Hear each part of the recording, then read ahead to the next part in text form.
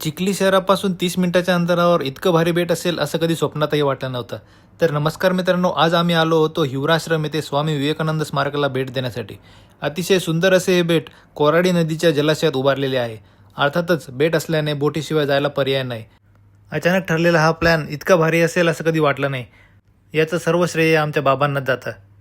आम्ही सर्व family life jacket घालून बसलो. खरं सांगायचं झालं तर बोट जशी जशी पुढे जात होती तशी तशी थोडी धाकधूक वाटतच होती. हा अनुभव थोडा वेगळाच होता. थोड्या वेळातच आम्ही बेटावर जाऊन पोहोचलो. अतिशय सुंदर हे बेट, सर्व बाजूंनी नारळाची झाडे, पद्धतशीररित्या प्लॅन करून डेव्हलप केलेला हा एरिया पाहून भारीच वाटले. इथे आम्ही थोडा वेळ भ्रमंती केली आणि हो, इथे तुमचा वेळ कसा जाईल तुम्हाला समजणारही नाही. त्यामुळे घड्याळाकडे थोडे लक्षच ठेवावे.